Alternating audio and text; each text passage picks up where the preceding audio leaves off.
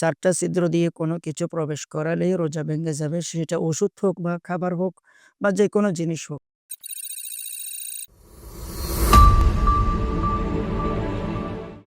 আসসালামু আলাইকুম ওরহমতুল্লাহি ওবরকাতুহ। ইন্নাল হামদালিল্লাহ ওয়াসসালাতু ওয়াসসালামু আলা মান লা নাবিয়্যা বা'দা, আম্মা বা'দ। সুপ্রিয় দর্শক, মানাহিল টিভির পক্ষ থেকে আপনাদেরকে স্বাগতম। আজকে আমাদের সাথে অতিথি হিসেবে রয়েছেন জামিয়া বাইতুল করিমের সম্মানিত খতিব মুফতি ইব্রাহিম আনোয়ারি বারাকাল্লাহু ফি হায়াত। আমরা জানি সামনে আসন্ন মাহে রমজান। রমজানের অবস্থায় অনেক কিছু বৈধ, অনেক কিছু অবৈধ। বিশেষ করে ইনজেকশনের ব্যাপারে এরকম কিছু আধুনিক মাসাইল রয়েছে। এ ব্যাপারে আলোচনা করবেন আজকের অতিথি, প্লিজ। আলহামদুলিল্লাহি ওয়া কাফা ওয়া সালামুন আলা ইবাদিহিল্লাযিনা ইসতাফা, আম্মা বা'দ। নফল রোজা হোক বা ফরজ রোজা হোক, যেকোনো রোজা হোক, রোজা রাখা অবস্থায় ইনজেকশন ব্যবহার করা জায়েজ। ইনসুলিন, যাদের ডায়াবেটিস আছে তারা ইনসুলিন ব্যবহার করতে পারবে এবং টিকা বা ভ্যাকসিন ব্যবহার করতে পারবে। রোজা ভাঙবে না। রোজা রেখে রক্ত দেওয়াও যায়, রক্ত নেওয়াও যায় এবং স্যালাইন ব্যবহার করা যায়। তবে রোজা দুর্বল করে ফেলবে এই নিয়তে যদি কেউ শক্তির স্যালাইন ব্যবহার করে, তার রোজা মাকরুহ হয়। তবে রোজা এই রাখা অবস্থায় স্যালাইন ব্যবহার করা যায়, কারণ এগুলোর সম্পর্ক হচ্ছে রগের সাথে, এগুলোর সম্পর্ক পেটের সাথে নয়, তাই এগুলো ব্যবহার করা যায়। এই এন্ডোস্কোপি এবং ইনহেলার ব্যবহার করলে রোজা ভেঙে যাবে, কারণ ফতোয়ার কিতাবে আছে 4টা ছিদ্র দিয়ে কোনো কিছু প্রবেশ করালেই রোজা ভেঙে যাবে। সেটা ওষুধ হোক বা খাবার হোক বা যেকোনো জিনিস হোক, যেমন নাকের ছিদ্র দিয়ে, কান দিয়ে, মুখ দিয়ে এবং মলদ্বার দিয়ে। তাই এই 4টা জায়গা দিয়ে কোনো কিছু প্রবেশ করাতে সাবধান, রোজা ভেঙে যাবে। চোখের ড্রপ ব্যবহার করলে রোজা ভাঙে না, শরীয়তে এই বিষয়ে ক্ষমা করে দিয়েছে। অনিচ্ছায় বমি হলে রোজা ভাঙে না। আমরা মনে করি রোজা ভেঙে যায় বমি হলে, না, রোজা ভাঙবে না যদি অনিচ্ছায় বমি হয়। রক্ত বের হয়ে যদি গড়ায় পড়ে ওযু ভাঙবে, তবে রোজা ভাঙবে না। আমরা অনেকে মনে করি রক্ত বের হয়ে গড়ায় পড়লে রোজা ভেঙে যায়, এটি ভুল ধারণা। বুলে আহার করলে, একেবারে পেট ভরেও যদি বুলে আহার করে বা পান করে, রোজা ভাঙে না। এবং ঘুমন্ত অবস্থায় স্বপ্নদোষ হয়ে গেলে রোজা ভাঙে না। তারপরে অনেকে রোজা রাখে না, বলে যে আমি গতকালকে তারাবি পড়তে পারি নাই, এর জন্য রোজা রাখি নাই। না, তারাবি পড়া সুন্নাত, রোজা রাখা ফরজ। তারাবি পড়তে না পারলেও রোজা অবশ্যই রাখতে হবে, রোজা মাফ নাই। তারপর অনেকে বলে আমি সেহরি খেতে পারি নাই, তাই রোজা রাখি নাই। সেহরি খাওয়া সুন্নাত, রোজা রাখা ফরজ।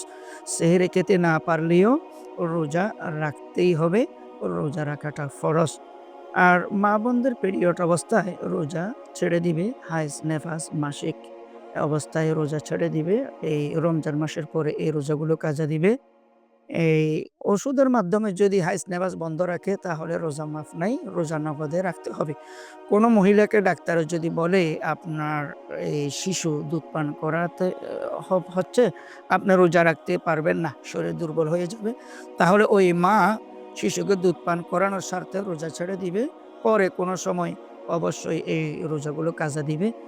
এই গর্ভবতী অবস্থায় ডাক্তার যদি বলে যে আপনি রোজা রাখবেন না, ক্ষতি হতে পারে, তাহলে তিনিও রোজা ছেড়ে দিবেন। রমজান মাসের পরে সময় সুযোগ পেলেই এই রোজাগুলো কাজা দিবেন।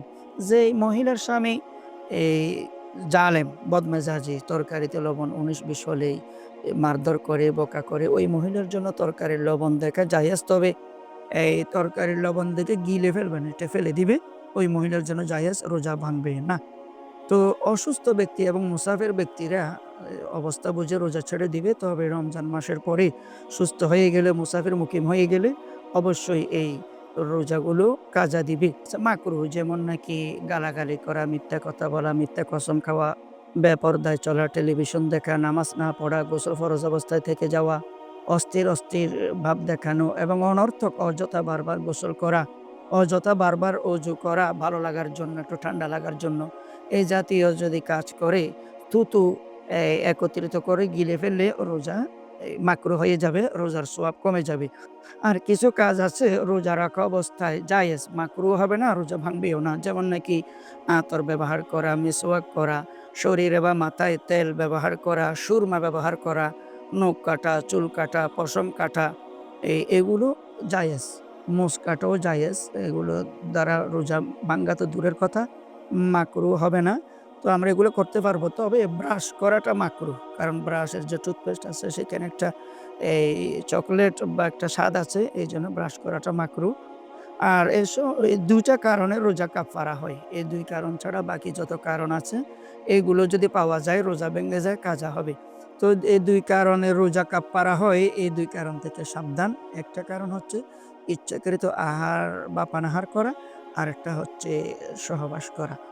স্বপ্নদোষে তো রোজা ভাঙ্গে না। তো এই ২ কারণ থেকে সাবধান, রোজার কাফারা হয়ে যাবে কোনো একটা কারণ পাওয়া গেলে। এখানে আরেকটা মাসালা এড করে শেষ করে দিই। সেটা হচ্ছে স্বামী বা স্ত্রী উভয়ের উপর কিন্তু রোজা কাফারা হয় না। এই রোজা রাখা অবস্থায় সহবাসটা যার কাছ থেকে আগে পাওয়া গেছে তার উপর রোজা কাফারা, আর যার থেকে আগে কাজটা পাওয়া যায়নি তার উপর রোজা কাজা। আর রোজা কাফারা বলতে আমরা তো জানি যে রমজান মাসের পরে লাগাতার ৬০ টা রোজা আরেকটা এড করে ৬১ টা রোজা রাখতে হবে, অথবা ৬০ জন মিসকিনকে ২ বেলা ভাত খাওয়াতে হবে, অথবা ৬০ জন মিসকিনকে এই ৳৭০ মতো কাপড় দিয়ে দিতে হবে। তাই এই ২ কারণে রোজা যে কাফারা হয়, ইচ্ছাকৃত আহার পানাহার এবং সহবাস। এই ২ কারণ ছাড়া বাকি যত কারণ আছে এগুলোর দ্বারা রোজা কাজা হবে। রোজা রাখা অবস্থায় গলগলা করে কুলি করতে সাবধান। কেউ যদি ওজুর সময় গলগলা করে কুলি করে বুলে পানি চলে যায় গলার নিচে তাহলে কিন্তু রোজা ভেঙে যাবে। আর ধূমপান করলে রোজা তো ভাঙবেই এবং রোজা কাফারা আসবে। পেট না ভরলেও কিন্তু রোজা কাফারা আসবে। এটা রোজার শানে বেয়াদবি হয়। তো যে জরুরি মাসালাগুলো বললাম আল্লাহ তাআলা আমাদেরকে বুঝার আমল করার তৌফিক দান করুন। আমিন। ধন্যবাদ সম্মানিত খতিব জামিয়া বাইতুল করিম হালিশহর চট্টগ্রাম। তিনি আমাদের সামনে রোজার বিভিন্ন আধুনিক মাসাইলগুলি বর্ণনা করেছেন। সুপ্রিয় দর্শক আপনাদেরকে অসংখ্য ধন্যবাদ। আসসালামু আলাইকুম ওয়া রাহমাতুল্লাহি ওয়া বারাকাতুহু।